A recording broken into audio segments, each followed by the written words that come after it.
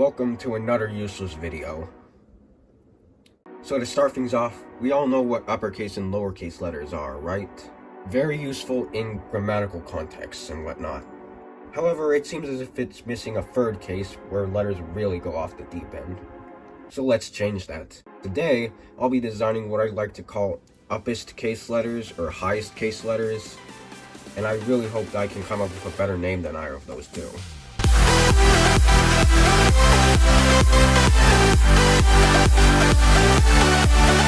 Now we need to start by addressing the elephant in the room. What exactly is an Uppest-Case letter? And a lot of people have several different opinions on that, but to me, the most acceptable definition is that they're either the more extreme versions of their uppercase counterparts, or that they merge an uppercase and lowercase letter simultaneously. And in terms of my designs for them, there are a few things I want to specify about how they're meant to be written. A lot of them are written at the same height as regular uppercase letters, though a few of them might go below the line similar to a handful of lowercase letters. And some of them are going to do something that letters in general don't actually do, save for diacritical marks. That is, they go above the line that you'd write it on. I know that sounds excessive, but hear me out. Back when the Romans carved letters into stone, they only used uppercase letters, seeing as those are typically more straight and angular than their lowercase counterparts. And it helped that they were all written at the same height and seldom, if ever, went below the line. But when lowercase letters were introduced, they had more variation with where they were written. Short ones, tall ones, dangly ones. So naturally it would only make sense to introduce a new height for Uppest-Case letters. But this is the only video where I'm making it canon, and I'm not going to stick with that philosophy from here on out. Also, yes, this is another video that's sponsored by Pixel, who recently made a video exactly like this. Though I also want to give credit to a YouTuber called Doodle Digest, who I believe was one of the first to create a video regarding Uppest-Case letters. So shout out to both channels, as well as anyone else who already designed Uppest-Case letters. Alright, that's enough dilly-dallying. Let's get straight into it, starting with the disputed champion of all letters, and that of course is A. Now, since uppercase and lowercase a are pretty different from each other, I wanted a design with straight lines and a circle at the bottom. And resultantly, this is the design I came up with. And it works because it takes the best part of lowercase a and fuses it into the core shape of uppercase A. A lot of these descriptions are going to be kind of blunt, considering that there are like too many letters in the alphabet. But anyways, up next is the letter B, which I'm planning to be the first of these designs that goes above the line. And for this one, lowercase b has one hump and uppercase B has two humps. So to make it Uppest-Case, we could add a third hump at the top. But the thing is, lowercase b isn't written like this. It has a stem here, which is why the progression doesn't really feel right, in my opinion. So instead, I say we just extend the letter, but then bend it at the top. It feels like a clean progression between the three, but the biggest thing is that this whole part of it is actually the Russian B, from the Cyrillic script, if you will. So that's even more of a reason why it works than just the fact that it gradually adds on more stuff. Or something, I don't know. Following B, we have... Hold on, what comes after B again? D.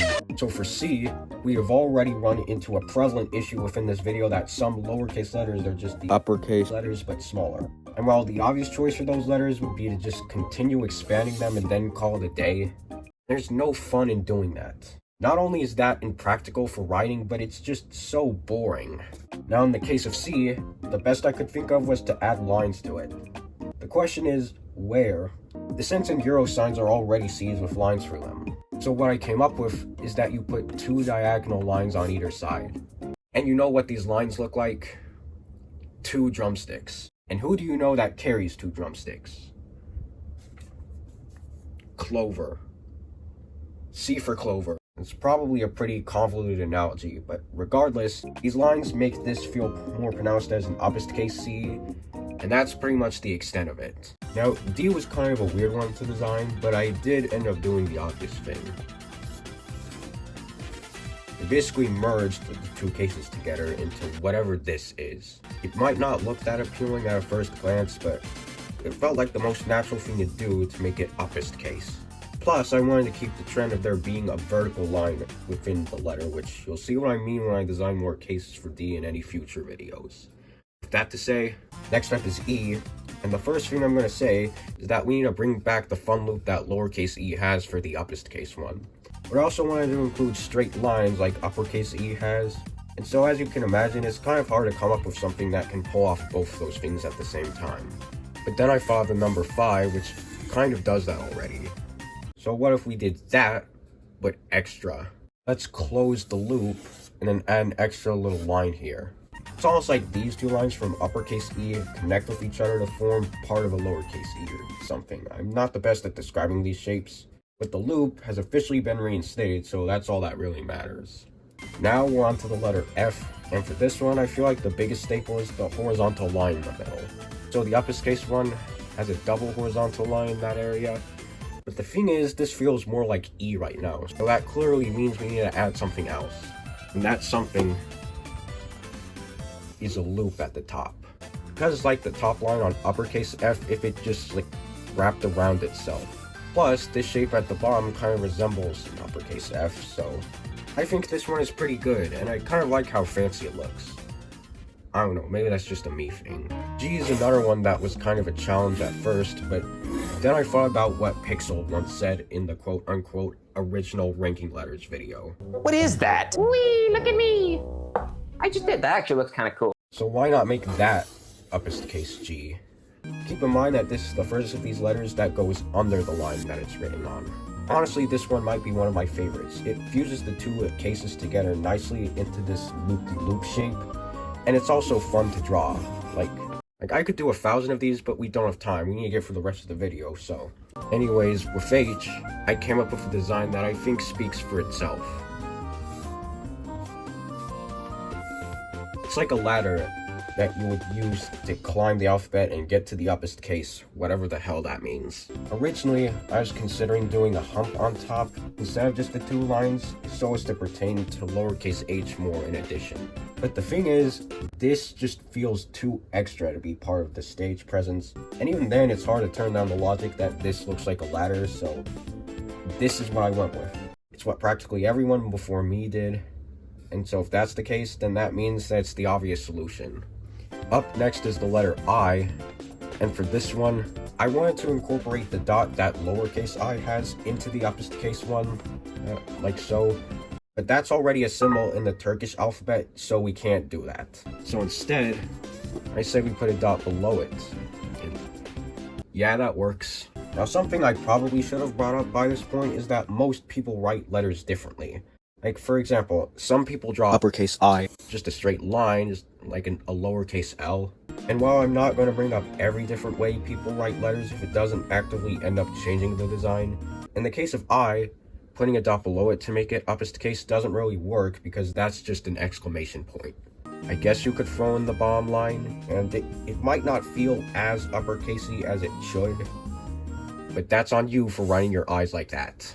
Up next we have J, which is kind of in the same boat as I.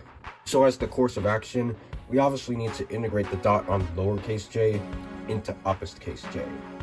And this is where I decided to put it. Also, to add to the progression and to make it feel like an Uppest-Case letter, let's give J a double line at the top.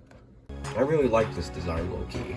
Also, if you write your J without the top line, then it's pretty much the same situation as I, and so this is what you have to deal with now. Sorry, not sorry. Following J, we have the letter K, which, oh god, I just realized that I'm not going to be able to write a third K here. You know what, let's just erase these two, and we'll pretend that they're there, but they're also not there. Anyways, all that to say, my design for Uppest-Case K is that. Because it's like uppercase K, but you just extend the line up top, and then add this cool new shape. I don't really know. I guess the more obvious choice would have been to just make it this part up here, just a smaller K, but I wanted something more unique. That, and no one's gonna look at this and think it's the least bit controversial. At least, that's what I want to assume. I could always be wrong. L was a crucial one to design, because the only thing that changes between uppercase and lowercase L is just a line. But it's hard to add an extra line to uppercase L in such a way where it can still be recognized as L. For the longest time, my design was this. Uppercase L, but you add a smaller duplicate up here. But that's just not passing the vibe check for me. So instead, I thought about how we've seen some letters expand their y-axis so far. But what if we had a letter that expanded its x-axis? So that's what I decided to do for L. It's just a long old letter that, if we're being hyper-specific, is the exact same width as W. And while part of me wants to dunk on this design and say that it doesn't work, it feels like an uppercase L, and I think that's enough of a solution in itself. Now moving on to M, we have two round peaks on the lowercase letter, which are sharpened on the uppercase one. So for uppercase M, let's just add a loop in the middle.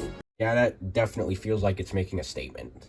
Also, if you write your uppercase M where the lines are more diagonal, then this is what it would look like as your uppercase M. I'm honestly not sure if I needed to say that, but it does work either way, and I feel like that's a solid uppercase M. For N, I'm not really sure what my thought process was to make it uppercase, but I eventually came up with this design.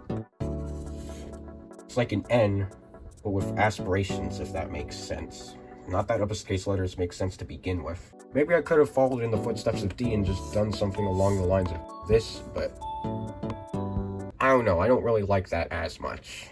I guess what makes me like this design more is that if we include the Spanish enya, right, then the tilde kind of connects itself up here, and I think that's a pretty neat detail.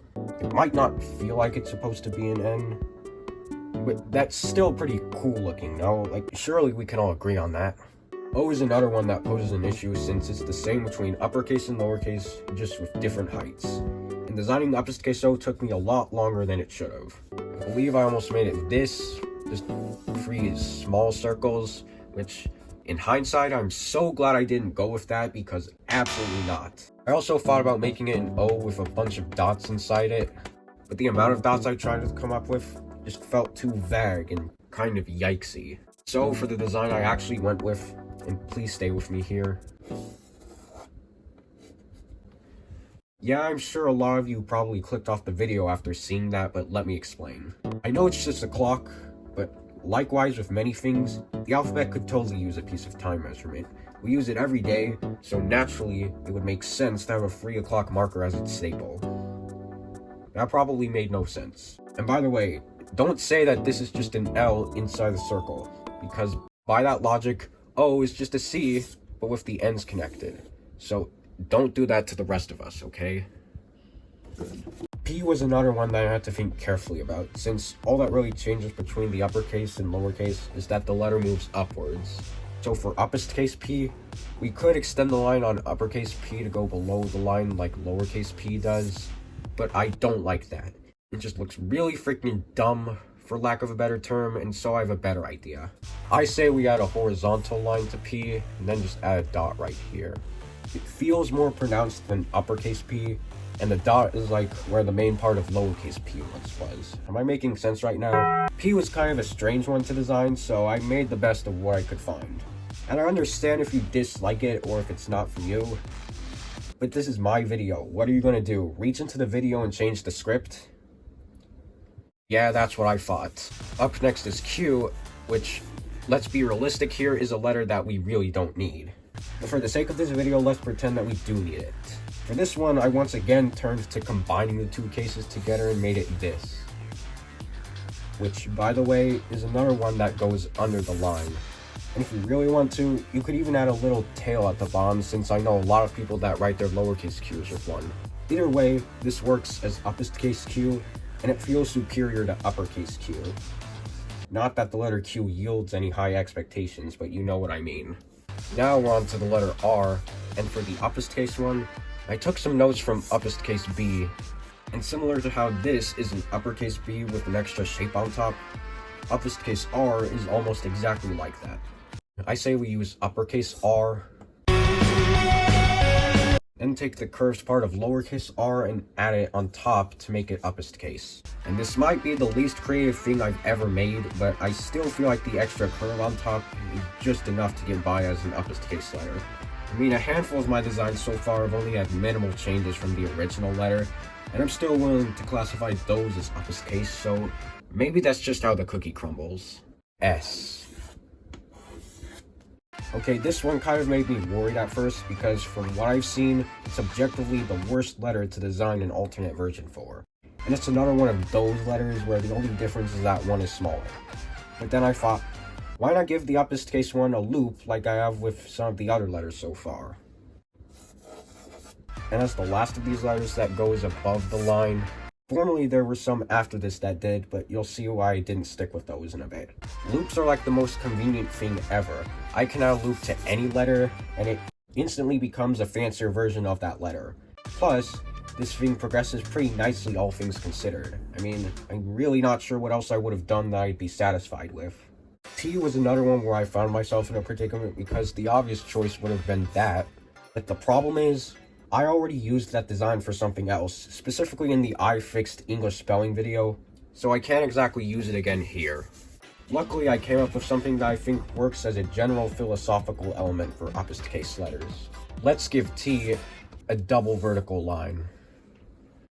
No complaints here. This almost made me feel like I could have used the double line philosophy for a lot more Uppest-Case letters than I did, but at this point I don't think it really matters that much, so... Now for the letter U, this is kind of the point where I started running out of ideas. So for the Uppest-Case one, I got a bit uncreative and just did uppercase U, but with one extra line going through it. But I still think it works. Originally I had it as this, which was quote-unquote another taller one, but that doesn't feel right for you at all, and it's also just disgusting. At least this one isn't straying from the vibes of the letter U. But then again, the vibes are probably slowly losing their importance throughout this video, so I don't really know anymore. For V and W, they both follow the same pattern, so I'm going to do them both at the same time. Originally, I had the Uppest-Case ones as these, and I don't know why I ever thought of those because, God forbid. Instead, I thought about Roman numerals, where V represents 5. And that gave me an idea. Why not make V and W Uppest-Case by adding a 5 in the middle? It's like it's consistent, but it's also inconsistent at the same time. But it would be pretty funny to throw in a number in addition to the letter, classify it as Uppest-Case, and then just call it a day. And at the end of the day, they're just custom letters that I made up, so we're not going to wager any complaints here, are we? I sure hope not. Okay, with X, despite it being another one of the intrusive letters, a lot of designs came to my mind, but there was one in particular that I settled for when I took logos into account. And how many logos do you know are called X? I'm not kidding, by the way, that's my design for Uppest-Case X. Part of me wants to scream that X looks really freaking stupid. But the other part of me says that this design works, and it can get away with being Uppest-Case X even if it's not a quote-unquote serious design or whatever. And in retrospect, the latter overrides the former. Why? One last Uppest-Case letter that I think should go below the line. My logic for the longest time was that you just close the top part and then extend the bottom line. But the more I gazed upon this, the more I just wasn't on board with it at all. So I scrapped that and thought of another idea. Some people in certain fonts write their uppercase Y like that, where the line is slanted rather than straight. So what if we extend the line, and then add the other line from lowercase y? It might look a little odd from a distance, but it still carries the vibe of Y, I guess. I'm not in position to describe Uppest-Case letters in this way. Or really any type of letters for that matter. And finally, the letter Z, which, for being yet another one of those letters where the uppercase is just a bigger version of the lowercase, was like the final nail in the coffin for me. And as inclined as I feel to just cheat and add an extra line here, I think that's a bit unfair to all the people who already write their Z's like this. So let's combine the two cases one last time and add a backward Z on the side of it. And I like the triangle that it creates here. I don't know, creating shapes with letters just makes them cooler to me. And as it is, this looks cool as both a shape and a letter. Though I'm probably alone in thinking that, to be honest. I mean, I better not be, but In fact, if you do write your Z's with a line and you want to throw the extra line in there just for the hell of it, then go for it, man. Nothing's gonna stop you. So that wraps up all my designs for the Uppest-Case letters, but what's the use case for them? When are we going to use these letters in actual scenarios? Because surely I didn't just design all these letters without even considering what purpose they would serve. That would be ridiculous. And I've thought this through already. So for the formal use case for Uppest-Case letters, you know how a lot of titles usually capitalize almost every word with the exception of a few certain prepositions? Well, replace all the lowercase letters with uppercase ones, and then you would use the Uppest-Case letters for every quote-unquote capitalized word. You'd essentially use this to call attention to something or for urgent announcements. And the informal use case, or whenever every letter is Uppest-Case in any given word, is pretty much when you're screaming at the top of your lungs or whenever you're trying to intensely emphasize a word or sentence. As if regular uppercase letters weren't making enough of a statement already, but I still want to have my fun where I can. Also, remember at the beginning of the video when I said that I wanted to come up with a better name for these letters than Uppest-Case or highest case? Well, I've decided to do just that, and so now these are canonically called Megapographic letters. That word is basically a mix of mega, meaning big, and typographic, correlating to what letters are. And so that's the whole video. Now, if there's one thing we've learned today, it's the use of megapographic letters. I'm not sure what else it would be if not that. And with that said, check out the new way of spelling subscribe. Hold on, something's missing.